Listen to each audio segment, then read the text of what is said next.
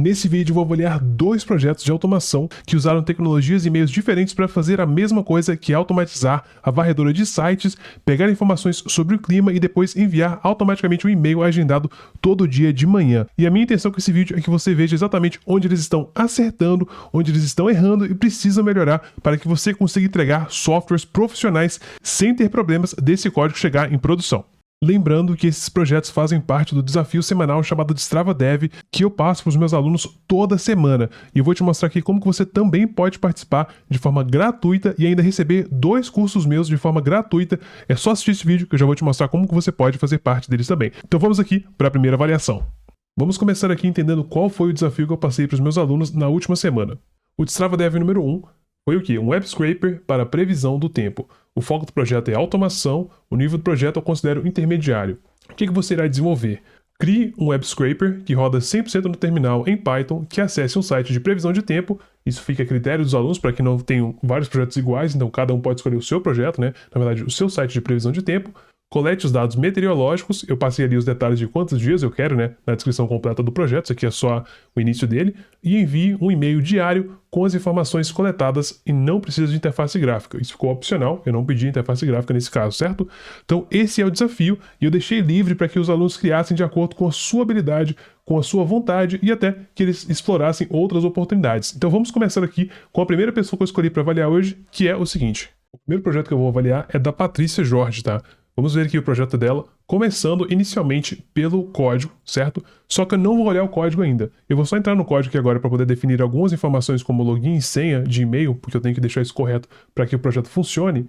Mas nós vamos avaliar inicialmente só se o código dela funciona, sem que eu faça nenhuma modificação no código, além ali de um usuário e e-mail necessário para poder fazer o envio de e-mails. Vamos então aqui rodar esse projeto. Eu vi que ela criou um ambiente virtual, isso é muito bom e é importante, que já é um erro aqui que muitos iniciantes cometem. Eles não criam ambientes virtuais e fazem instalação global, ou seja, eles instalam vários pacotes em todo o computador e aí você pode ter conflitos com outras bibliotecas quando você cria novos projetos. Inclusive você usa ambiente virtual?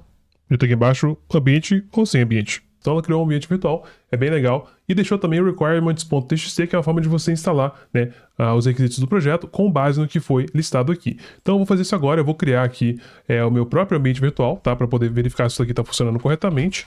Vou criar um ambiente virtual chamado Jonathan e vou tentar instalar as bibliotecas que ela passou aqui como os requisitos. Vou fazer aqui, vou ativar meu ambiente virtual. Agora eu vou rodar esse projeto e ver se ele funciona de fato. O nome dele é app.py, então vou minimizar aqui e fazer um Python app.py, dar um enter e aguardar. Aqui de cara, pessoal, já vejo uma melhoria que poderia ser feita, que é o seguinte: feedback para o usuário. O que está acontecendo agora? Eu rodei o aplicativo no terminal e não tem nenhuma mensagem aparecendo. Então eu não sei se ele já começou, se ele funcionou, se ele parou, se deu erro, não sei o que está acontecendo. É interessante sempre que você dê um feedback para o usuário, mesmo quando é um projeto de terminal. Isso porque quanto maior o feedback, menos o usuário vai te dar suporte e menos ele vai imaginar que o projeto não está funcionando, certo? Então é muito importante. Nos seus projetos, você costuma dar algum tipo de feedback e você deixa lá o terminal paradão, ele roda vários minutos e depois só para. Como que você faz aí nos seus projetos? Comenta aqui embaixo. Nesse caso eu sei que há um delay porque esse projeto ele é agendado, então vai demorar em torno de 2 minutos para começar a rodar aqui. Ok, ele abriu aqui agora o site. Ele está abrindo o site, ele escolheu o site AccuWeather.com. Ok, ele está pesquisando pelo local de Campinas, na cidade de Campinas, em São Paulo. Beleza, o site já carregou. Tá, o site está carregando. Então agora vamos ver o que ela vai fazer. Tem aqui a temperatura atual. Opa, já desceu a página. Provavelmente aqui que ela vai tentar extrair os 3 dias, né, que eu pedi, que foi a data, o clima mínimo e o clima máximo, né, a previsão mínima e máxima. Ok, o código está rodando aqui ainda. Imagino que agora seja o momento onde ele vai... Ok, já enviou. Fez o envio do e-mail, mas eu tenho que confirmar se chegou, né? Deixa eu entrar aqui no meu e-mail. Eu tenho um e-mail descartável. Ok, eu tô aqui no meu e-mail que eu chamo de e-mail descartável, né? Que é o e-mail que eu uso só para testar. E eu já recebi aqui um e-mail de previsão de tempo. Vamos abrir? E olha que legal, pessoal. Funcionou perfeitamente. Previsão de tempo para Campinas, São Paulo. Temperatura atual, essa temperatura. Condição, essa condição. Previsão para os próximos 3 dias. Inclusive, para quem usa Gmail aqui, me fala aí. Depois que você começou a usar Gmail, fala que você nunca mais usou Outlook. Eu fui um desses. E todas as informações que eu pedi estão aqui, ó. As máximas e as mínimas. Na verdade, essa aqui é a data, né? E aqui estão as informações para os próximos 3 dias. Então, muito bom. Gostei, inclusive, da formatação que ela usou aqui. Inclusive, pessoal, se você também quer participar do desafio semanal de Strava Dev para literalmente destravar a sua habilidade de programar e ter desafios semanais, e além disso conseguir acesso a 2 cursos que irão te ajudar a criar projetos como esse de forma gratuita, vou deixar o link aqui embaixo para você se inscrever de forma gratuita nessas 2 formações e ainda conseguir acesso ao desafio de Strava Dev toda semana. É só clicar no link aqui embaixo que diz participar do desafio semanal de Strava Dev, que você vai entrar na página e lá tem todas as instruções sobre como participar. Lembrando que eu não sei por quanto tempo isso aqui vai ficar aberto de forma gratuita para vocês, então se você quer participar, sua chance é agora. Vou deixar o link aqui na descrição. Ok, continuando aqui, vamos voltar para o código. Então, o e-mail chegou perfeitamente, eu quero agora ver o código dela e ver se tem algo que precisa ser modificado, certo? Eu vou cancelar aqui, Ctrl C para poder parar a execução. E nós iremos agora analisar o código. Vamos aqui no app.py e olhar exatamente o que está acontecendo. Então, beleza, tem um bolo de importações aqui, tá? Eu vou entrar aqui e nós vamos avaliar se realmente precisa de tudo isso ou se tem uma coisa aqui que não é necessário mais, tá? Então, para quem nunca usou Selenium antes, você realmente tem que importar várias coisas quando você trabalha de forma profissional, e eu vi que ela já sabe trabalhar de forma profissional porque ela importou tudo aquilo que era necessário. Eu não vou entrar no mérito de cada uma dessas importações, tá? A única importação que eu vou destacar aqui que eu não usaria mais seriam essas 2 aqui, tá? Que é o WebDriver Manager, que é o gerenciador de WebDriver. Ele antigamente era necessário, porém agora você não precisa mais usar isso. Existe uma forma de você usar o WebDriver, que é o nosso navegador, de forma nativa, ou seja, você não precisa instalar uma biblioteca extra. Inclusive, hoje mesmo, antes do lançamento desse vídeo, já fui lá na plataforma para os meus alunos e lancei uma aula atualizada de como você pode usar esse novo método, que é mais simples que o método antigo. Então, se você é aluno, confere lá que eu já atualizei essa aula para vocês.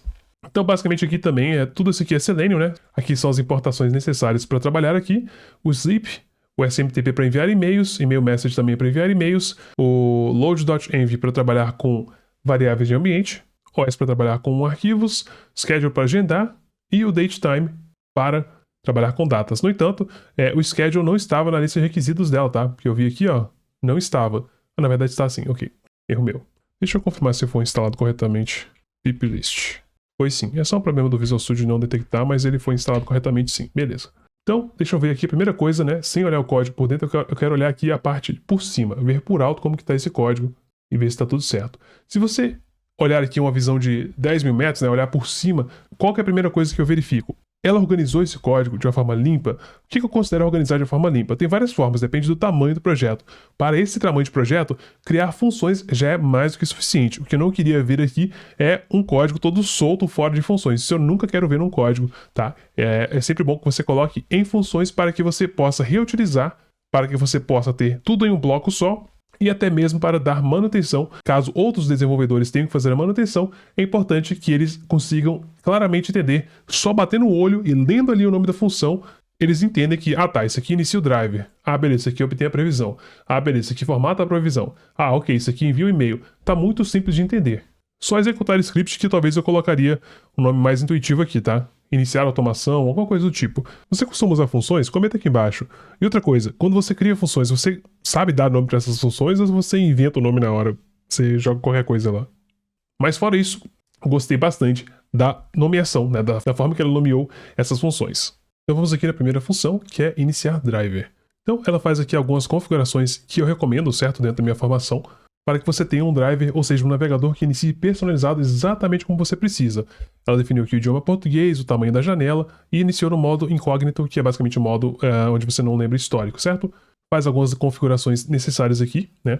Para não mostrar notificações, para baixar automaticamente. E aqui, como eu já disse, a única modificação é que você pode apagar isso aqui agora, ó.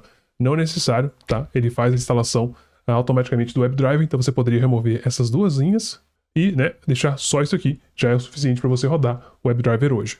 Ela configurou o Wait aqui, que é uma forma avançada de você trabalhar com elementos na página, de uma forma que você espere somente o tempo necessário para, de fato, interagir com eles. Isso é importantíssimo para trabalhar de forma profissional.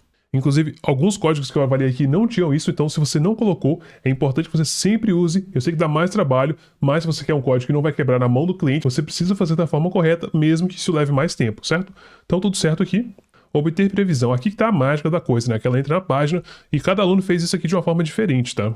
Então ela entra no site, beleza, tudo certo até aqui. Uma coisa interessante que eu vi que ela fez aqui também, ó, é que isso aqui é uma coisa que eu ensino para vocês, que é de sempre deixar, né, os comentários com os passos do que deve ser feito, e depois você entra debaixo do comentário e vai codando aquela funcionalidade. Assim você tem aí as suas pequenas vitórias. A cada vez que você consegue preencher um código que é relacionado a um comentário, você tem uma pequena vitória. Então você vai fazer o quê? Vitórias incrementais. Você não tenta fazer todo o projeto de uma vez, você tenta fazer apenas o que está naquele comentário, naquele momento. Beleza? Ela procura pelo campo cidade. Isso aqui eu não faria, tá, pessoal? Por que eu não faria isso aqui?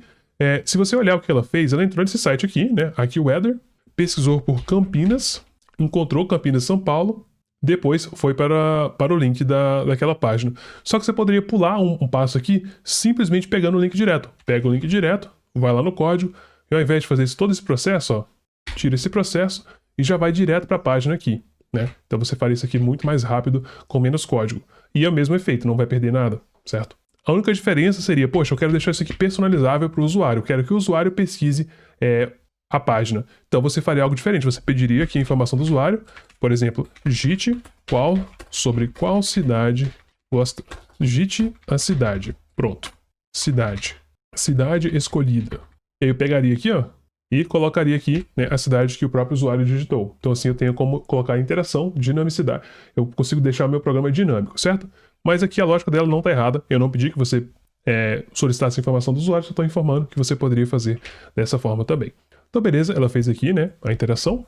Ela desce a página, isso aqui é importante porque o WebDriver ele não é capaz de ler informações que ele não está vendo. Em algumas vezes funciona, algumas vezes, na maioria das vezes não funciona. Então ela desceu a página um pouquinho para quê? Para aparecer as próximas previsões dos próximos 3 dias. Foi muito bom. Aqui vem a parte de extração de dados, ela conseguiu extrair a temperatura e condição do tempo. Então você pode ver que ela está usando esse EC para todo lado, tá? Esse aqui, o que é esse EC que ela está usando? Pô, esse aqui é o Expected Conditions, né? A forma avançada de você esperar que o elemento esteja pronto para que você interaja com ele. Isso é uma coisa que eu ensino muito em detalhe também lá no módulo de Selenium, mais para a parte final dele. Então ela faz isso para encontrar elementos necessários, né? De acordo com o seu expect. Até aqui tudo certinho, não vejo nenhum erro aqui. Extrai os textos, né? Daqueles elementos. Ok, na sequência ela fez algo bem interessante aqui, que é usar uma forma de extrair. Ela basicamente está extraindo os elementos aqui, só que ela fez de uma forma bem legal, que é usar a List Comprehension, né? Que é usar a compreensão de lista, que basicamente ela entra em cada elemento que ela conseguiu extrair aqui, né? Que são os elementos dos dias seguintes, e ela extrai somente propriedade de texto desses elementos, certo? Ela foi criar uma lista de previsões, que foi criada aqui em cima, e colocou esses textos ali dentro. E com isso ela tem agora as previsões, a condição do tempo e a temperatura atual. Bem legal. Inclusive isso aqui seria a temperatura atual, né? Modificaria essa variável aqui para a temperatura atual. Ok. E aqui eu poderia colocar previsão, próximos 3 dias. Quanto mais descritivo você conseguir ser, pessoal, melhor, tá? O que eu fiz aqui é apertar F2, editar o código e dar um Enter, eu estou refatorando o código. E aí, outra questão interessante é que ela fez tratamento de erro, né? Caso não encontre o elemento, ela vá fazer esse tratamento de erro para dar um feedback para o usuário, isso é bem importante. E aqui com o Finally, mesmo caso dê algum erro, ele sempre irá quitar, ou seja, irá fechar o WebDriver, importante para que você não deixe vários navegadores abrindo na cara do usuário e gastando memória RAM. Então esse código aqui está muito bom. A formatação da previsão, então bem legal aqui, ela criou uma funçãozinha só para formatar, né, o dia e a previsão, gostei bastante, aqui é um código bem interessante, muito bem feito. E o legal é que ela pode reutilizar isso aqui, né, parabéns. E agora a parte de enviar e-mail.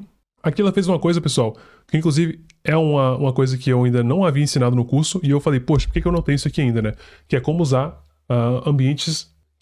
variáveis de ambiente para setar informações sensíveis e permitir que você suba isso para um GitHub da vida público, para um repositório público que qualquer pessoa pode acessar. No entanto, com o uso de variáveis de ambiente, as pessoas não conseguem acessar o seu e-mail e nem a sua senha.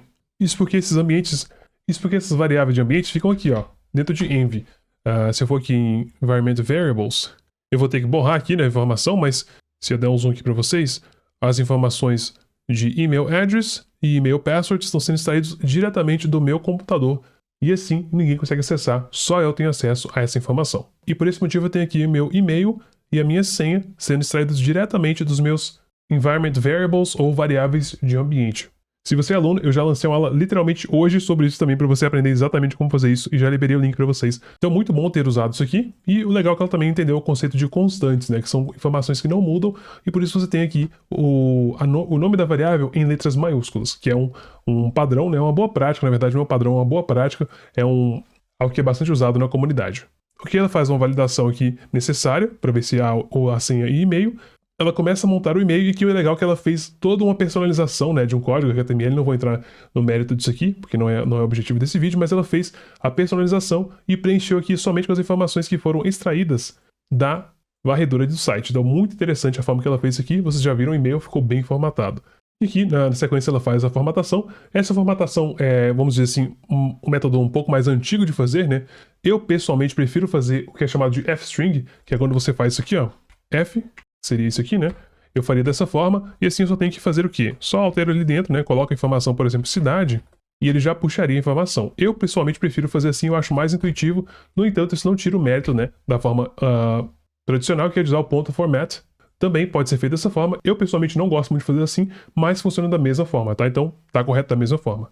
Beleza, ela faz algumas configurações finais aqui. Configurações também de envio do e-mail. E eu já sei que isso aqui funciona porque eu rodei o código, né? Funciona corretamente. E para executar o script, ela define algumas informações iniciais, seta uma cidade fixa aqui, pega essas informações e passa para a função de update a previsão, o que ficou muito claro aqui para mim, né? Bem limpo esse código, gostei bastante. E aí, se ela conseguir a informação correta, né, que é a temperatura, condição do tempo e previsões, ela faz o envio para o destinatário, que nesse caso é para minha conta. Eu mudei aqui esse código, né, eu mudei para enviar para o meu e-mail descartável. E se der algum erro, ela trata esse erro também. Legal, agora a parte de agendamento, que foi também um requisito. Então ela colocou o agendamento aqui, né, para todo dia, no horário tal. Eu modifiquei esse horário, né, porque eu preciso de colocar o horário que eu estava gravando esse vídeo. Então eu agendei para esse horário, e aqui ele executa o script, certo? Você pode fazer tanto dessa forma, usando a função lambda, ou se você quiser deixar um pouco mais simples isso aqui, você poderia deixar, né, só dessa forma aqui, também irá funcionar, tá? Eu acho um pouco mais limpo dessa forma, mas a forma que ela escreveu também está correta dessa forma aqui, certo? Finalmente, esse código aqui vai rodar sempre que você iniciar o código, sempre que eu rodar o código, que é carregar as variáveis do ambiente, agendar o e-mail e colocar para rodar as tarefas que estão pendentes, que no caso são as tarefas que foram agendadas aqui, certo?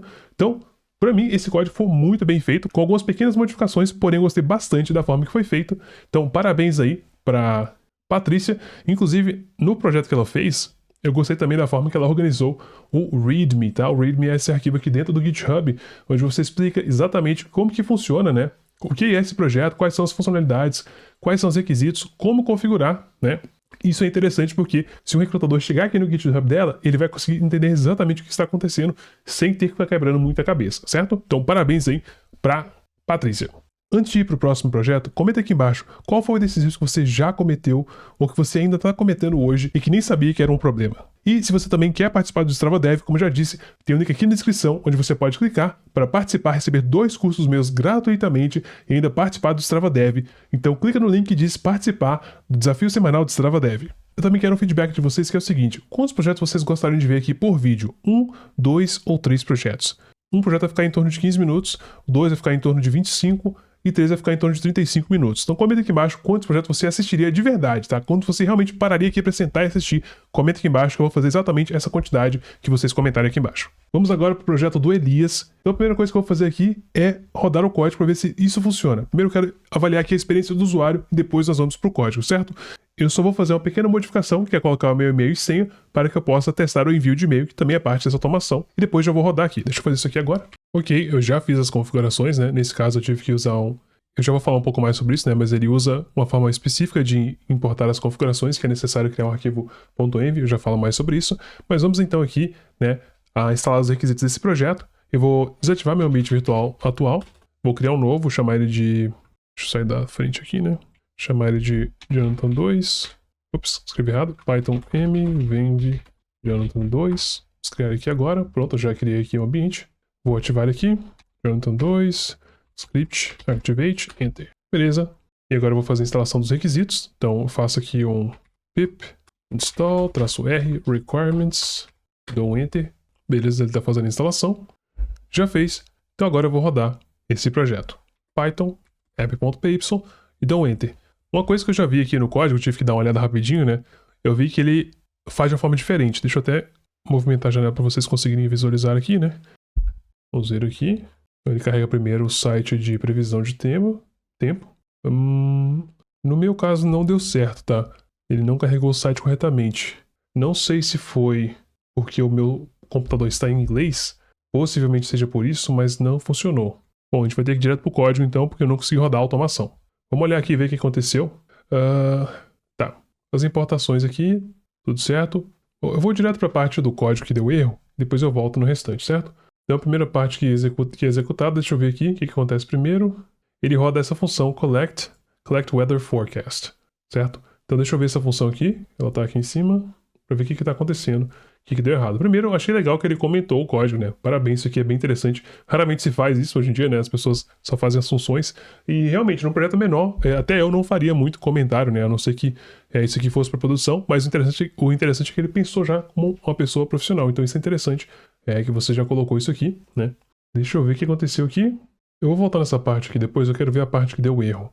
Ele vai acessar o URL, esse URL foi definido aqui, então ele vai ser passado aqui embaixo, o URL é esse aqui, tá? Então ele tentou acessar esse site aqui que não deu certo. Deixa eu ver o que aconteceu. Vou tentar acessar ele aqui de novo.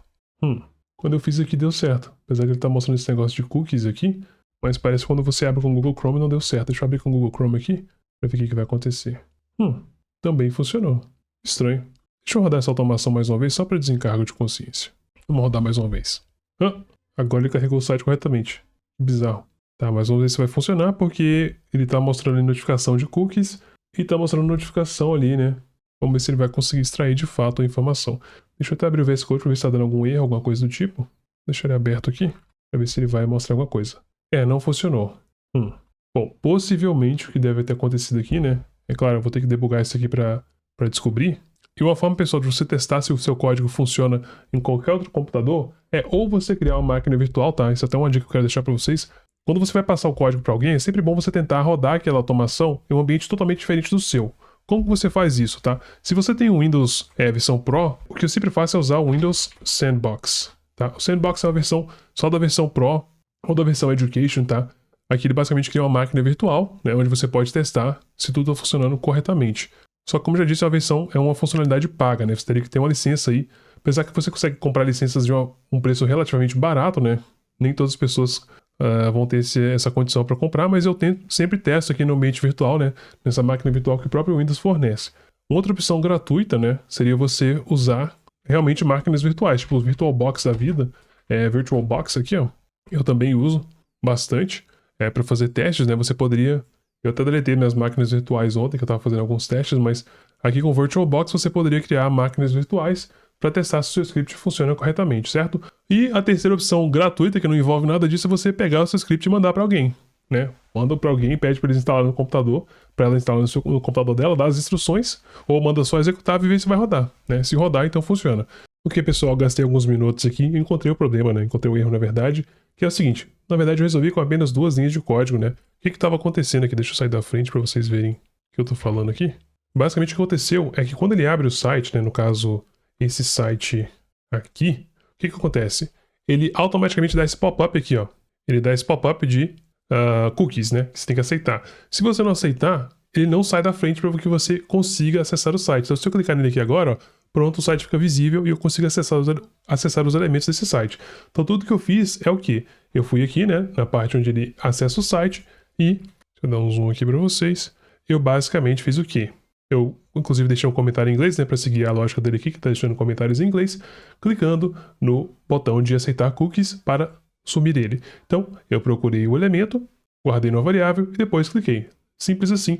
E ao fazer isso, eu comecei a testar aqui o restante do código, parece estar funcionando. Então eu vou rodar o código mais uma vez para ver se ele está agora funcionando corretamente, certo? Então, se tudo der certo, ele deve acessar o site, extrair as informações e depois enviar um e-mail para o meu e-mail contadescartável@gmail.com. Então, olha, para você ver, ele já conseguiu tirar o botão da frente.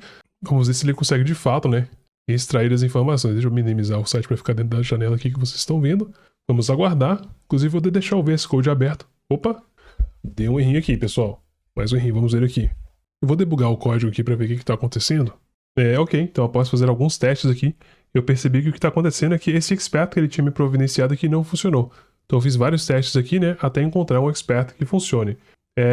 Eu teria que analisar com mais calma aqui para ver se esse site ele frequentemente muda as classes, e se esse for o caso, eu vejo duas opções. Ou você encontra uma forma mais assertiva de encontrar, que nesse caso, quando muda tanto assim, se o site muda bastante, ou você muda o seletor, né, usa um seletor de CSS que ele é um pouco mais fixado, mas em casos onde a informação é muito dinâmica, né, ele muda muito frequentemente, um seletor CSS faria mais sentido.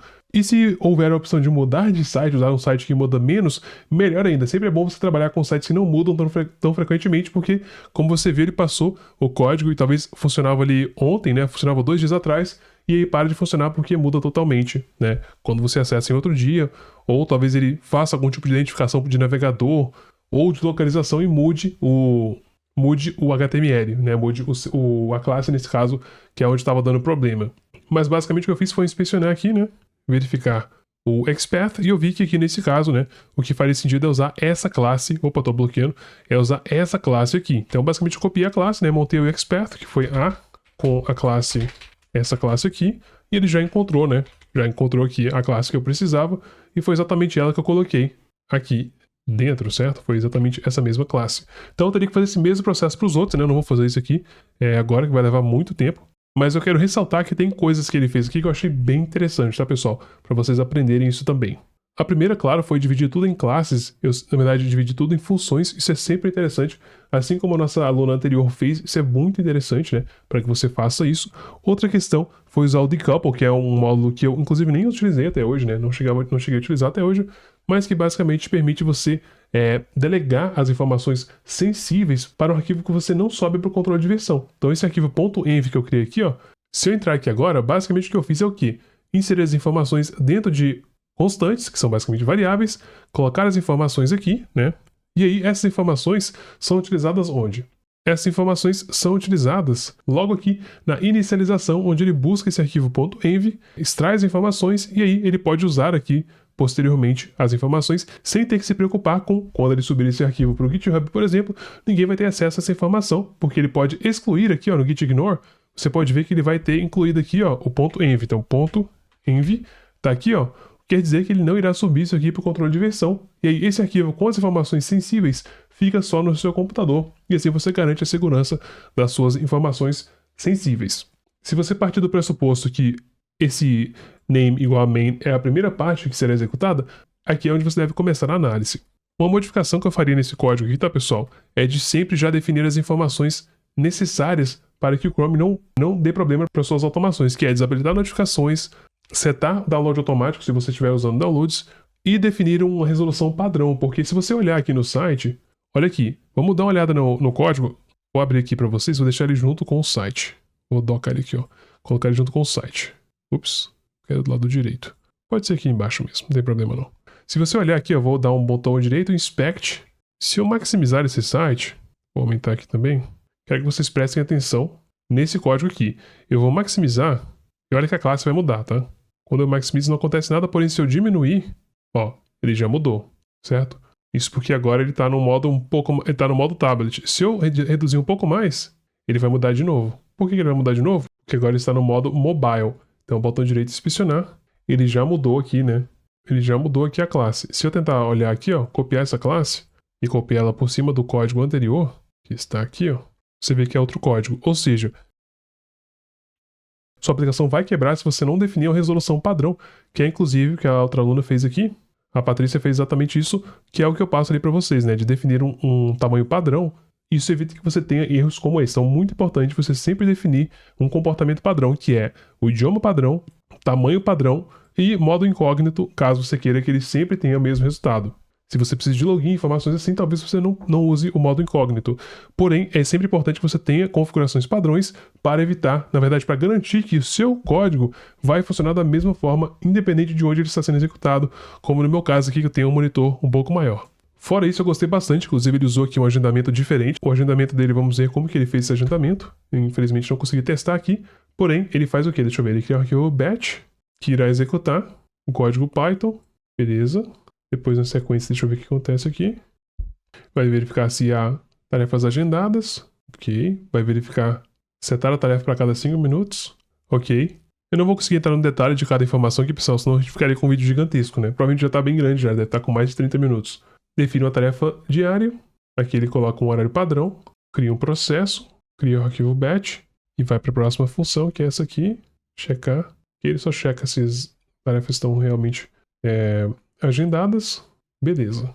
Basicamente ele vai agendar, ele faz o agendamento ali para rodar às 8 horas ou como ele colocou o modo Test Mode Got True, né, ele vai rodar a cada 5 minutos. Se você colocar falso aqui, ele agendaria para as 8 horas, que é o que ele deixou aqui como comentário. E aí ele deixou aqui, né, esse código só para que você delete, né, para que ele delete caso você tenha rodado. No caso eu rodei, eu vou tentar inclusive rodar ele aqui agora. E ele não encontrou o arquivo, isso quer dizer que ele não foi agendado ainda. Beleza, então nem foi agendado aqui no meu caso. Beleza? Então, para não ficar longo aqui, né, eu recomendaria que você fizesse essas alterações, verificasse ali o XPath para ver se ele está sendo constante na resolução que você definir. Isso irá ajudar que o seu script funcione corretamente. Pessoal, no mais, eu gostei muito do código dele, por quê? Principalmente pelo esforço que ele colocou para deixar o código limpo. Ele colocou tudo organizado em dicionários. Eu vi que ele fez aqui toda uma organização, né, meticulosamente, para deixar meticulosamente organizado. Aqui eu vi que ele colocou variáveis muito bem nomeadas, tá? Eu tenho certeza que foi só um pequeno erro desse XPath. Na verdade, foi nem um erro. Funcionou no computador dele, mas não funcionou na minha máquina. É um erro clássico, né? Inclusive, se já aconteceu com você de funcionar na minha máquina, mas não funcionou no cliente, deixa um comentário aqui embaixo.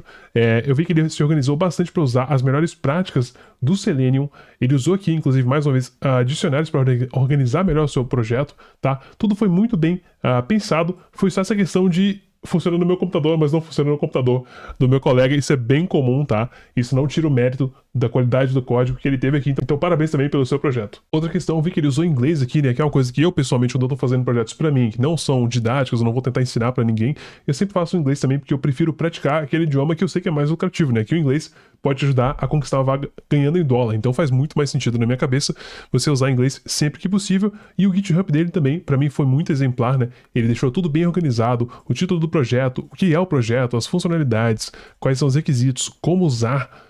E tudo isso aqui é interessante, as notas também extras que ele colocou aqui, é interessante porque se o recrutador chegar aqui, ele já vê um GitHub muito bem organizado. E raramente os recrutadores vão rodar esse código, né? Então o mais importante é que você tenha tudo bem organizado. Claro que é possível que eles rodem, mas para isso você pode fazer essas correções que eu já te passei para deixar isso aqui liso 100%, certo? Então lembrando, se você quer participar do desafio de Strava Dev, se você entrar nessa semana, eu já lancei um projeto, inclusive mais fácil, nível iniciante, para vocês que querem participar. Vou deixar o link aqui na descrição para vocês participarem, e para quem é aluno, você já recebeu esse link, certo? Então, eu vejo vocês nos próximos vídeos, e deixa aqui embaixo o que você aprendeu nessa aula.